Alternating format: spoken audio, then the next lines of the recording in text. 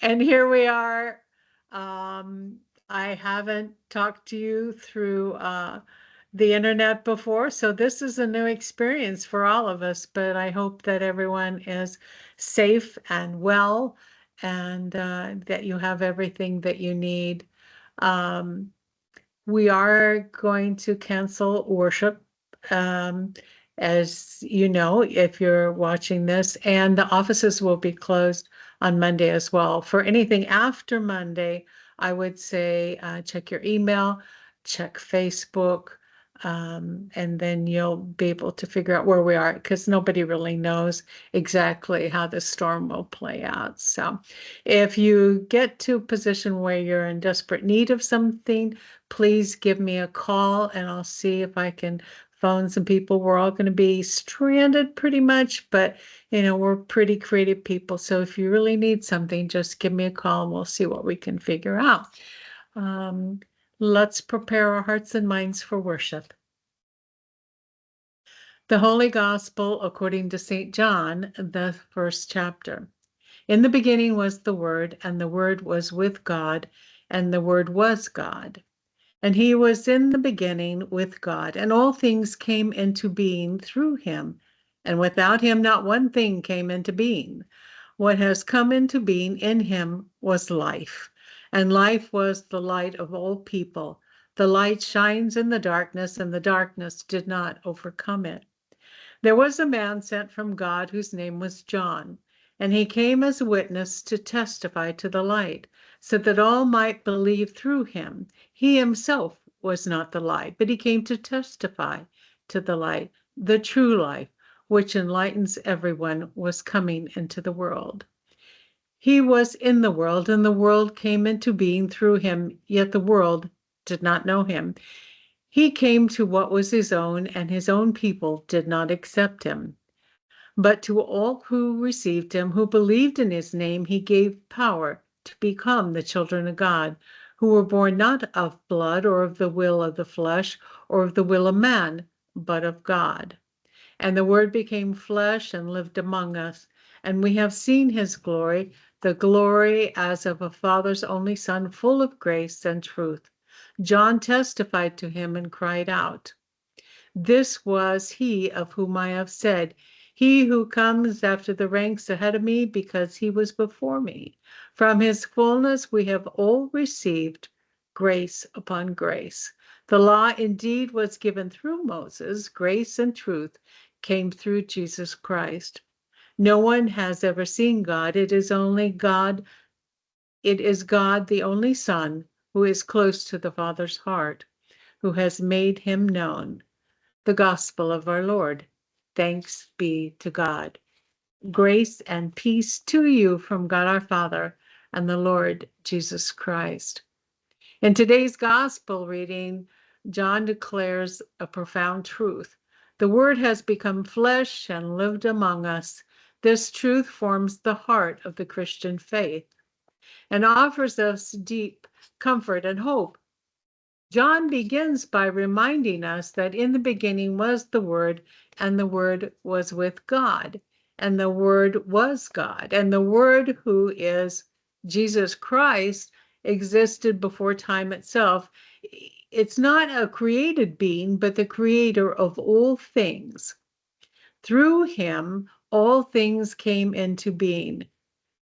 Why does this matter? Because it tells us that Jesus has authority over all of creation. The one who spoke light into darkness at the dawn of time is the same one who brings light into dark corners of our heart even today. His light shines in the darkness, and the darkness will not overcome it. And we talked about this a lot on Christmas Eve about Christ being the light and our being a reflection of the light. But John moves from eternity to earth.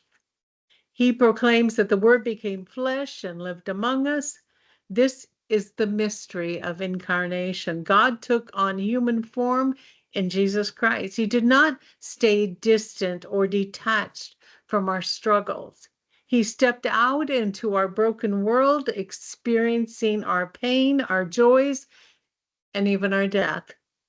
As Lutherans, we emphasize the importance of this. And God comes to us not because we are worthy or deserving, but out of his great love for us. The incarnation shows that God is deeply interested in our lives.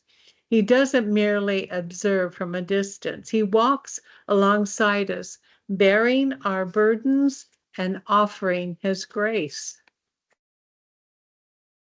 John tells us from his fullness we have all received grace upon grace. Through Jesus, we receive more than we could ever earn or deserve. The law given through Moses, he says, reveals our sin and our need for God. But Jesus brings grace and truth, offering forgiveness and a restored relationship with the Father. This grace is not a one-time gift. It is an ongoing reality. In baptism, we are made children of God, not by our own efforts, but by God's will.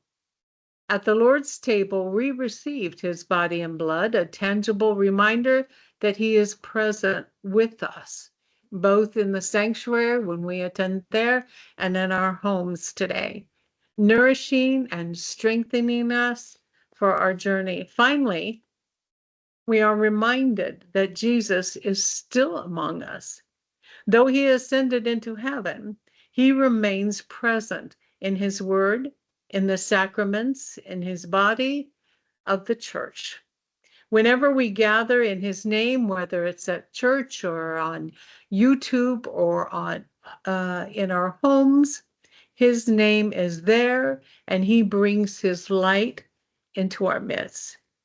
But his presence isn't confined to the church walls or the walls of our home. Jesus is with us in our everyday lives, in our homes, in our cars, in our schools, in our work, in our relationships, and even in our struggles. When we feel overwhelmed by darkness, we can trust that his light will never be extinguished.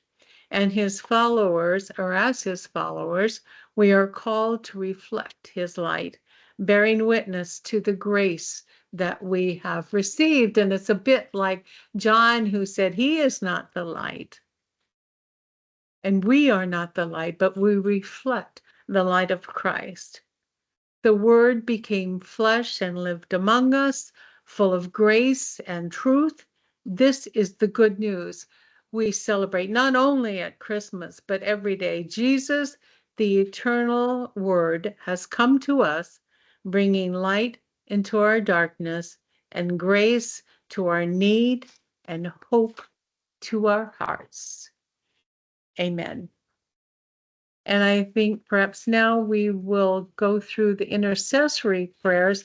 And just like when we worship in the sanctuary, I will say, God of grace, and you will respond, receive our prayer. Let us pray. Filled with good news of great joy, let us offer our prayers for the church, the earth, and all people. Oh God, you reveal yourself in this assembly of people on YouTube. In water, wine, and bread, show us again and again your grace upon grace, that your church boldly testifies to your love. God of grace, receive our prayer. You reveal yourself in creation, in seedlings and planets and microorganisms and galaxies. Awaken us to the cry of the earth. As you nourish your people, like a watered garden, empower us to nourish our creaturely companions. God of grace, receive our prayer. You reveal yourself in every land and in the farthest parts of the earth. Deliver peoples who suffer under oppressive systems. Thwart the foolish plans of unjust leaders. Give wisdom to our elected officials. God of grace, receive our prayer. You receive yourself in every human being. Help us to recognize your image in our siblings in Christ who are in the strong grip of addiction, depression, anxiety, hopelessness, or any other illness, especially those that we name out loud or in the silence of our hearts.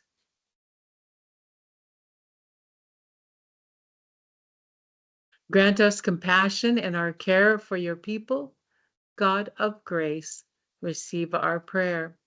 You reveal yourself anew every day. In this new year, renew this congregation and its ministries and our witness to the good news of the incarnation. Transform the way we have always done things into your new future for us. God of grace, receive our prayer. You reveal yourself in the lives of your holy ones. We give you thanks for those who set their hopes on you, trusting the inheritance we receive in you. God of grace, receive our prayer. God, we also pray that you will keep everyone safe in these trying weather conditions. We ask that you especially stay with those who are forced to go out in this offensive weather, especially first responders and those that have to go to work. Please surround them with your love. God of grace, receive our prayer. We commend these prayers to you, O God, trusting your grace made known to all through word made flesh, Jesus Christ, our Savior and Lord. Amen. Lord, remember us in your kingdom and teach us to pray. Our Father, who art in heaven, hallowed be thy name. Thy kingdom come, thy will be done on earth as it is in heaven. Give us this day our daily bread, and forgive us our sin as we forgive those who sin against us. And lead us not into the time of trial, but deliver us from evil. For thine is the kingdom, and the power, and the glory, forever and ever. Amen. The Lord bless you and keep you. The Lord make his face to shine on you and be gracious to you. The Lord look upon you with favor and give you peace. Please stay safe. And like I said, if you find yourself in need of something, give me a call. You can find my telephone number on our website. Give me a call and I'll see if I can get you some help. Stay safe. God bless.